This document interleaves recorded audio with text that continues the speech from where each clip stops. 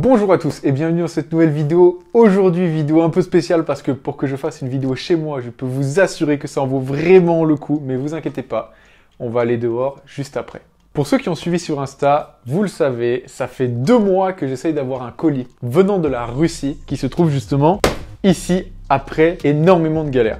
Je vais quand même vous expliquer vite fait avant d'ouvrir le paquet la mission impossible qu'il a fallu pour le récupérer. Ce colis date au maximum de 1980. En vrai, je tourne cette vidéo le 8 mars, c'est le jour de mon anniversaire. Je peux vous assurer que je ne pouvais pas espérer meilleur cadeau. Bon, c'est un peu un cadeau que je me suis offert, mais franchement, c'est incroyable. J'adore avoir ce genre de choses. De toute façon, vous allez comprendre. Sans trop m'avancer, je pense que 99% des gens qui regardent cette vidéo, c'est-à-dire toi qui vas appuyer sur le bouton abonner pour pouvoir suivre les autres aventures de cette chaîne, vous n'avez jamais vu ce genre d'objet. Et d'ailleurs, c'était comme moi, début janvier, je n'avais aucune idée de son existence.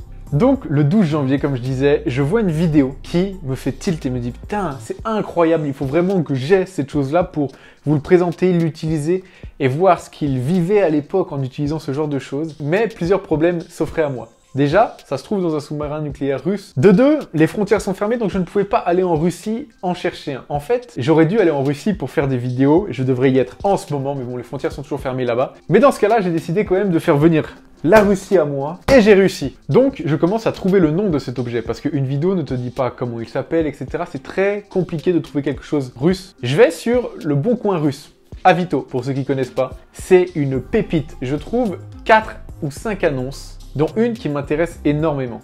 Le mec vient de Mourmansk, une ville militaire, très connue pour une espèce de décharge et de démantèlement de sous-marins nucléaires, mais aussi pour un porte-avions semi-abandonné. Enfin, je dis ça, je dis rien. J'y pense petit à petit, on sait jamais, ça se trouve j'irai y faire un tour. Le problème sur ce genre de site, c'est qu'il faut obligatoirement un numéro russe pour accéder au compte. J'ai mis plus de 4 heures à essayer de trouver un numéro fake pour recevoir le code, etc. Ça n'a pas marché. J'ai dû passer à une deuxième solution, c'est-à-dire contacter un pote bulgare qui a fait Tchernobyl avec des explorateurs russes. En fait, c'est un pote à moi qui s'appelle Alek. Et du coup, il m'a filé un contact russe. Franchement, il faut lui envoyer du love, il faut le remercier parce que sans lui, rien de tout ça aurait été possible. Donc Andrei, c'est un mec qui habite à Saint-Pétersbourg, explorateur urbain, rooftop, un mec super cool. Il a réussi à négocier avec le russe qui habite à Mourmansk et je dis bien et, il a fait plus de 2 heures de Uber comme ça, genre juste pour m'aider en allant chercher ce sac. Ensuite, bien sûr, il me l'a envoyé par la poste, etc. Ceux qui étaient sur Insta connaissent l'histoire parce que j'ai mis beaucoup de screens. Donc pour récapituler, ce colis fait 15,5 kg. Il a passé la douane russe, française, sans même avoir été ouvert. Je trouve ça incroyable parce qu'il faut savoir qu'il y a des choses qui ne passent pas dans l'avion là-dedans. Bon, vous êtes prêts, on va changer de setup, ouvrir le sac et vous montrer enfin ce qu'il contient. On passe à l'ouverture. Bon, changement de setup, j'ai un pote qui est venu m'aider à filmer parce que tout ce qu'il y a là-dedans, va falloir que je l'utilise et je ne peux pas l'utiliser tout seul. Donc tu peux dire bonjour. Ça va, Fifi? Ça va, au calme. Tu sais ce qu'il y a à l'intérieur ou pas? Un peu. Un peu. Moi, j'ai ma petite idée. Mais du coup, je ne l'ai pas encore ouvert, je tiens à préciser. L'objectif, c'est vraiment du coup de vous présenter ce qu'il y a. C'est en 3 parties. Après, on va pouvoir aller le tester. Et ça, j'ai trop hâte. J'espère juste que tout est neuf, tout est bien, tout est propre. Même si ça a plus de 50 ans. C'est quand même important parce que sinon, je vais pas pouvoir faire ce que je veux faire après avec. Donc c'est parti, c'est le grand moment. Donc on ouvre le sac. Donc on a une première partie plastifiée. On va mettre ça de côté. Une deuxième partie, la plus lourde. Un truc orange qu'on va mettre comme ça pour l'instant. Et après, on a 2 poids hyper lourds. Franchement, je crois que c'est 3 kg chacun. On le sent de toute façon. Pardon les voisins. J'en ai aucune idée de ce que c'est. Quelques petits élastiques. Par contre, ça, je sais à quoi ils servent. Et pour conclure avec ceci, pour éviter qu'il y ait de l'humidité à l'intérieur. Et le sac est enfin vide. Bon, maintenant qu'on en est là, vous avez sûrement 50 000 questions et c'est tout à fait normal. Ce qu'il y a ici, c'est très simple, c'est une combinaison de plongée qui s'appelle la SGPK1. C'est un équipement pour se sortir d'un sous-marin nucléaire ou d'un sous-marin qui coule et pour essayer de retourner à la surface en vie. Celle-ci vient de Russie, très simplement parce qu'elle a un design incroyable, j'ai trop hâte de vous la montrer. Parce que quand on regarde rien que là maintenant un peu la tête qu'elle a, c'est ouf en vrai. Bon bref, on en est là.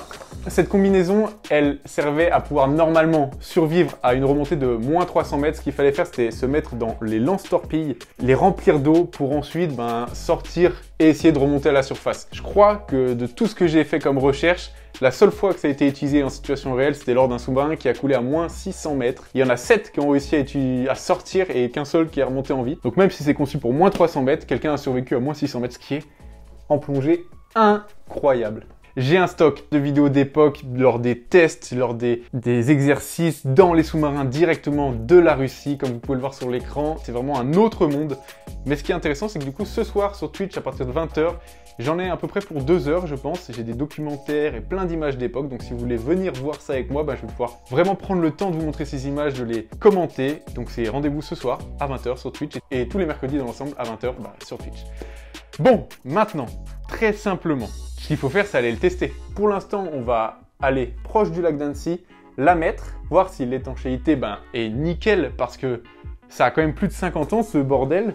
Même si ça a l'air neuf, faut faire des tests. Et ensuite, pour une prochaine vidéo, vous me le direz en commentaire, mais je pense que je vais trouver le recycleur d'époque ou un adaptateur qui va me permettre de respirer sous l'eau avec. Et ça, c'est vraiment l'objectif, de pouvoir tirer des images d'un truc vieux que presque personne n'a jamais vu. Bon allez, c'est parti, on va au lac d'Annecy tester tout ça. Bon les gens, nous voilà au lac, il fait exactement 5 degrés dehors, je sens que ça va être très compliqué, je suis en t-shirt. J'ai déballé la combi, l'autre ici n'est pas totalement déballée. L'important du coup, c'est qu'on va déjà mettre la première combinaison. Donc c'est une combinaison un peu noire, vous allez voir, c'est du néoprène un peu old school, mais on verra bien ce que ça donne. Et après, on va voir si en mettant la combinaison étanche, je vais vous expliquer comment rendre l'étanchéité. C'est compliqué, il y a plein de trucs complexes. Dans tous les cas, on va directement mettre tout ça. Parce que là, j'ai qu'une hâte, c'est de pouvoir tester tout ça et d'aller flotter un petit peu. Donc allez, c'est parti, on va déjà mettre la première combinaison. C'est incroyable mon gars. Non mais ça va être trop marrant mon gars. Ouais. Aïe aïe aïe. Oh elle est belle. Oh, elle est incroyable. Bon, elle est marquée, donc c'est plutôt cool. Je sais pas ce que ça veut dire, on verra ça plus tard. Ou sur Twitch. Elle a l'air tellement neuve. Oh, elle est neuve.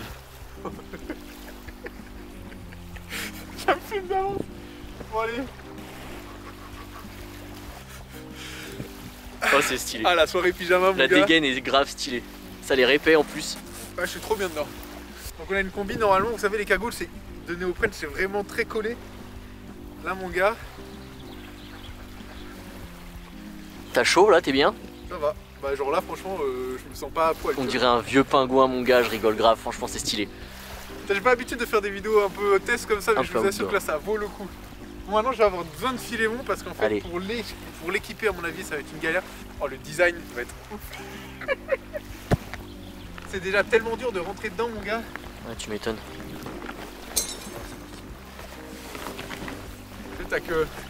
T'as que les deux doigts pour faire tout va bien en plongée. Genre c'est hyper bizarre. C'est vraiment les tenues un peu de Tchernobyl quoi. Ah la plongée elle va être incroyable. T'es prêt mon gars? Presque. Alors il faut savoir un truc, c'est que vous voyez ça là, ça va être le système d'étanchéité à faire, c'est-à-dire que Fifi, une fois qu'il aura mis ça sur la tête, il va devoir serrer, faire un nœud et essayer de le rendre étanche. Ok. Il va te débrouiller, je vais essayer de te parler, mais ça va être marrant. Du coup là j'ai rien sur ma tête, bah vas-y, enfile-le moi. Alors là ça a l'air pas mal. Ouais, bah c'est encore grave loin. Voilà, impeccable, impeccable, tu l'as. Je le respire pas pour l'instant. Alors attends, je vais t'y desserrer là. Voilà. Tac. Ah ouais, c'est tendu. Ah oui, pas mal. Ah ouais, pas mal ça. Ouais, de ouf. Oh, c'est stylé mon gars. Oh, c'est stylé de ouf mon gars. Quand les gens qui sont rentrés dedans, c'est une épreuve. Première étape. C'est Casimir. Ouais. Est-ce que ça va, tu le sens bien? Ouais. Allez. Je t'y sers. Voilà, hop. Et c'est incroyable. Par contre, j'ai de la buée de ouf. Hein. Ouais. Je pense qu'il faudrait que je crache dedans comme les. Ah ouais, comme les plongeurs. Faut faire un comme ça qui donne après. Voilà. Tu tournes. Il faut vraiment prendre le plus. Vas-y. J'ai fait un truc. Ça a l'air pas mal. Ça a l'air clean. Hein. Bon, du coup, là, ça fait à peu près 5 minutes que j'ai la combinaison, le temps qu'on change de batterie, etc. Je ne vois absolument rien à cause de la buée, donc j'aurais dû cracher sur les orbites pour y voir. Donc ce sera ce que je ferai la prochaine fois et surtout en plongeant. Je me sens déjà tellement oppressé, donc plonger avec, c'est pire qu'une épreuve. Allez, donne-moi la perche et on va aller à l'eau. Hein. Bon, du coup, petite voix off pour vous dire que l'objectif de ce test, c'est vraiment de tester l'étanchéité pour voir si elle est encore là. On me comprend très mal avec le masque, donc on va s'en tenir aux premières réactions. Je ressens pas le froid, il y a des cailloux. Par contre, ça compresse tout. Ah, je suis mort. Ça fait 2 mois que j'attends ce moment-là et là je vois rien du tout, mais c'est un kiff de ouf. Alors voyons voir si c'est étanche que Fifi a fait. C'est incroyable. Eh, c'est ouf, hein. Tu flottes, mec, c'est dingue. Ouais. Je sais pas pourquoi il faut les poids, parce que là je flotte. Je vais traverser le lac comme ça. Hein. En même temps, c'était fait pour flotter. Mais il existe aussi du coup un moyen, je sais pas si vous avez vu, il y a des bouteilles d'oxygène sur le côté pour la rendre flottable. Par contre, elle est entièrement étanche. Ah, j'ai un peu d'eau qui rentre dans le cou. Mais ça va. Au coup que c'est peut-être le froid. Oh, ça merde. Oh. Je te vois même pas, Fifi. Vous imaginez les sous-mariniers là qui sortaient des torpilles nucléaires de missiles et qui arrivaient là, en dehors de l'eau, au milieu de l'océan comme ça. De ouf.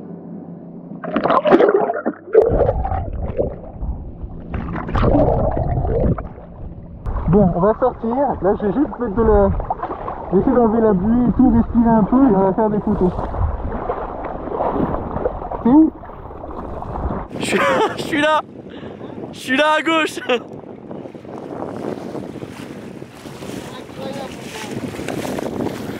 vois absolument rien. Et les gens, c'est vraiment incroyable. C'est un truc très très vieux. Et je sais pas comment ils faisaient à l'époque parce que c'était tellement oppressant. Mais bon, c'est cool, on fait des tests. Je teste bien l'étanchéité. La prochaine fois, je vous jure, on plonge avec. Cette première journée de test me réconforte dans l'idée que la combinaison est encore en état de fonctionner, mais après 15 minutes à l'intérieur, ça commençait vraiment à être dur au niveau de la respiration. Je n'avais plus de souffle. Le test de plongée va être une sacrée épreuve. Je vous laisse avec les quelques photos de cet ovni de l'ex-URSS et quelques plans sous l'eau pour un petit peu tease la suite.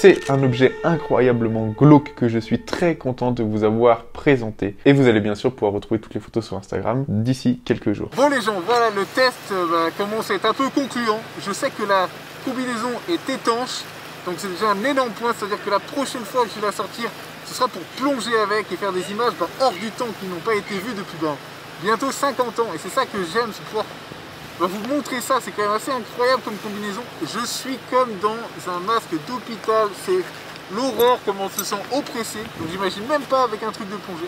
Donc en tous les cas, si vous aimez ce concept, il existe peut-être d'autres combinaisons. N'hésitez pas à me le dire en commentaire, je pourrais vous en présenter. Après, c'est à vous de me dire avec le meilleur argument de la Terre si je dois vraiment faire ce test de plongée, parce que je pense que plus flippant et plus oppressant, ça n'existe pas.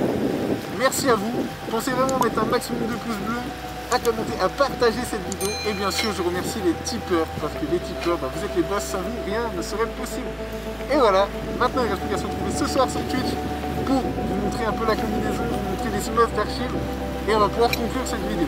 Allez, merci à tous, ciao.